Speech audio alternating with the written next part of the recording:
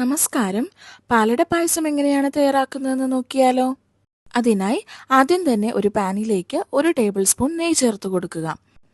നെയ്യ് ഒന്ന് ഉരുകി കഴിയുമ്പോൾ അതിലേക്ക് അരക്കപ്പ് അളവിൽ അട ചേർത്ത് കൊടുക്കുക. ഞാനിവിടെ റൈസ് അടയാണ് ഉപയോഗിച്ചേക്കുന്നത്. റൈസ് അടയിൽ തന്നെ വലിയ അടയും കിട്ടും. ഞാനിവിടെ ചെറിയ സൈസിലുള്ള അടയാണ് ഉപയോഗിക്കുന്നത്. അതിനാണ് കുറച്ചും കൂടെ ടേസ്റ്റ്. ഏത് അട വേണമെങ്കിലും നമ്മുടെ ഇഷ്ടാനുസരണം ഉപയോഗിക്കാവുന്നതാണ്. ഇനി ഇത് നന്നായിട്ടൊന്ന് ഇളക്കി കൊടുക്കുക. ഇനി ഇതിലേക്ക് ചേർത്ത് കൊടുക്കേണ്ട ഇൻഗ്രീഡിയൻറ്റ് അരക്കപ്പ് അളവിൽ പഞ്ചസാരയാണ്. അപ്പോൾ പഞ്ചസാരയും കൂടെ ചേർത്ത് നന്നായിട്ട് ഒന്ന് ഇളക്കി കൊടുക്കുക.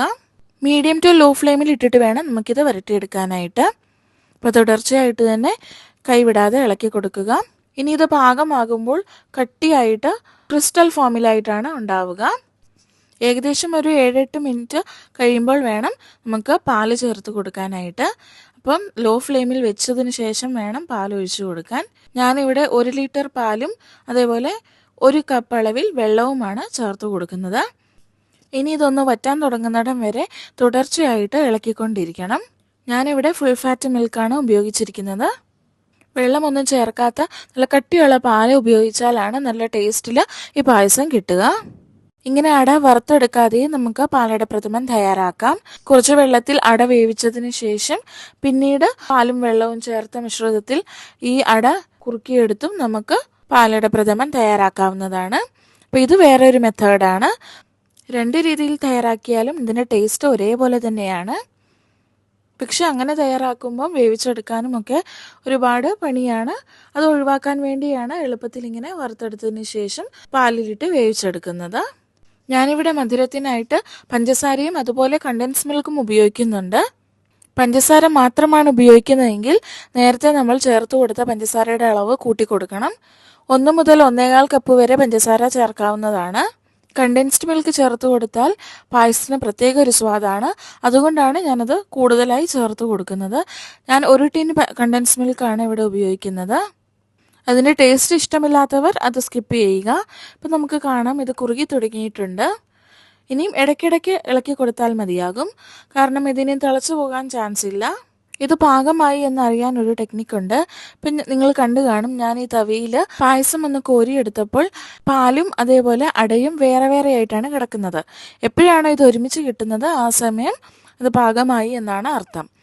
ഈ സമയം 1 ടിൻ കണ്ടൻസ്ഡ് മിൽക്ക് ഞാൻ ഇതിലേക്ക് ചേർത്ത് കൊടുത്തിട്ടുണ്ട്. ഇനി ഞാൻ ഇതിലേക്ക് ചേർത്ത് കൊടുക്കുന്നത് കുറച്ച് ഏലക്ക പൊടിച്ചതാണ്. ഏലക്കയും പഞ്ചസാരയും ഒരുമിച്ച് പൊടിച്ചതാണ് ഞാനിവിടെ ചേർത്ത് കൊടുക്കുന്നത്. ഇനി ഇത് നന്നായിട്ടൊന്ന് ഇളക്കി കൊടുക്കുക. കണ്ടൻസ്ഡ് മിൽക്ക് ഒഴിക്കുമ്പോൾ കൂടെ ഇളക്കി കൊടുക്കാനും ശ്രദ്ധിക്കണം. ഇപ്പോൾ ഏകദേശം കുറുകി വന്നിട്ടുണ്ട്. ഇപ്പം നിങ്ങൾക്ക് കാണാം, ഞാൻ തവിയിൽ എടുക്കുമ്പം പാലും അതേപോലെ അടയും ഒരുമിച്ചാണ് കിട്ടുന്നത്. ഇനി ഞാൻ ഇതിലേക്ക് ആവശ്യമുള്ള കശുവണ്ടിയും അതേപോലെ കിസ്മിസും വറുത്തെടുക്കുന്നുണ്ട്. അതിനായി ഒരു പാനിലേക്ക് 2 ടേബിൾ സ്പൂൺ നെയ്യാണ് ചേർത്ത് കൊടുക്കുന്നത്.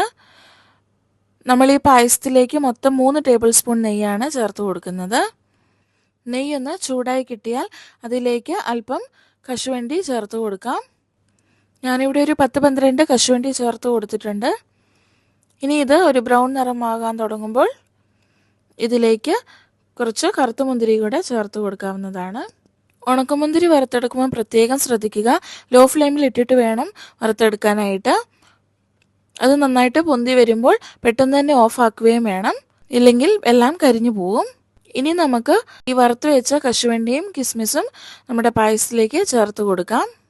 കശുവണ്ടിയും കിസ്മിസും ഓപ്ഷണലാണ്, വേണമെങ്കിൽ മാത്രം ചേർത്ത് കൊടുത്താൽ മതി. പക്ഷേ ഇതിലേക്ക് നമ്മൾ 2 ടേബിൾ സ്പൂൺ നെയ്യ് മസ്റ്റായിട്ടും ചേർത്ത് കൊടുക്കണം. ഇപ്പം ഞാൻ ഒരു പിഞ്ച് ഉപ്പ് കൂടി ചേർത്ത് കൊടുത്തിട്ടുണ്ട്. ടേസ്റ്റ് ഒന്ന് ബാലൻസ് ചെയ്യാൻ വേണ്ടിയിട്ടാണ് ഉപ്പ് ചേർത്ത് കൊടുത്തത്. ഇപ്പോൾ നമ്മുടെ പാലട പ്രഥമൻ ഇവിടെ തയ്യാറായിട്ടുണ്ട്. ഈ രീതിയിൽ ട്രൈ ചെയ്യാത്തവർ തീർച്ചയായിട്ടും ഈ റെസിപ്പി ഒന്ന് ട്രൈ ചെയ്യുക. ഇഷ്ടപ്പെട്ടാൽ ലൈക്ക് ചെയ്യുക, ഷെയർ ചെയ്യുക, ഒപ്പം സബ്സ്ക്രൈബ് ചെയ്യുക.